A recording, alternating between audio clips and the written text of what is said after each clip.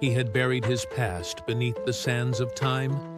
A prince of Egypt, now a shepherd in the wilderness, forgotten by Pharaoh, hidden from history.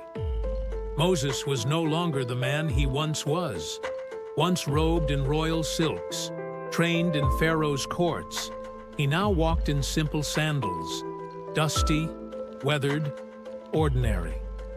He had fled Egypt long ago, after striking down an Egyptian in defense of a Hebrew slave.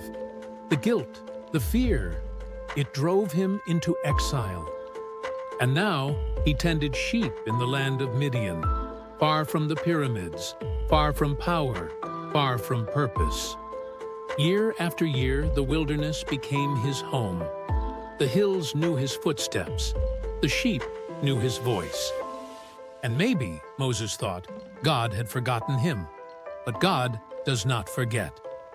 One ordinary day, Moses led his flock beyond the wilderness to the slopes of Mount Horeb, also called the Mountain of God.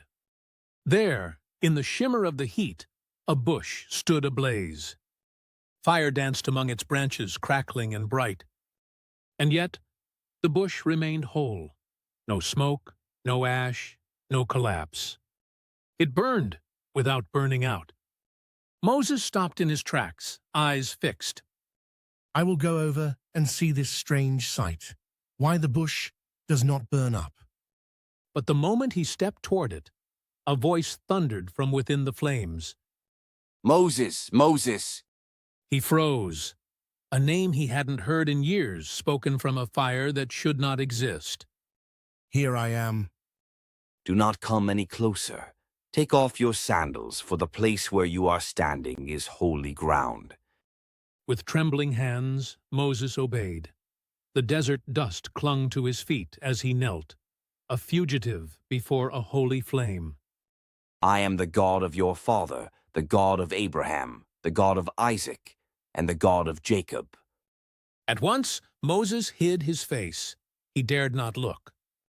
I have seen the misery of my people in Egypt. I have heard their cries. I am concerned about their suffering.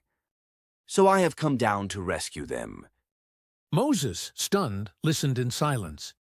And now I am sending you to Pharaoh to bring my people, the Israelites, out of Egypt.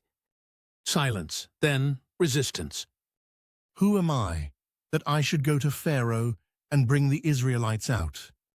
He was no longer a prince, no army, no title, only a staff, and a past full of failure.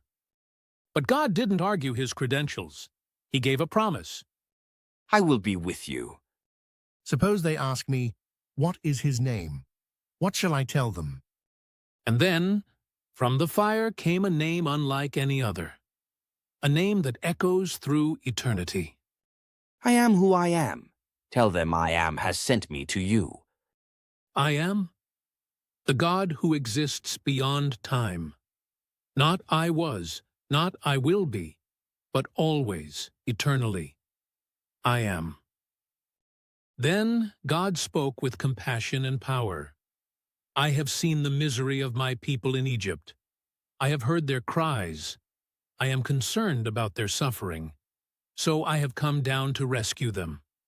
As Moses stood there, the fire reflecting in his eyes, the weight of calling pressed heavy on his heart. How could he go back to Egypt? How could he face Pharaoh? How could he lead an enslaved people to freedom?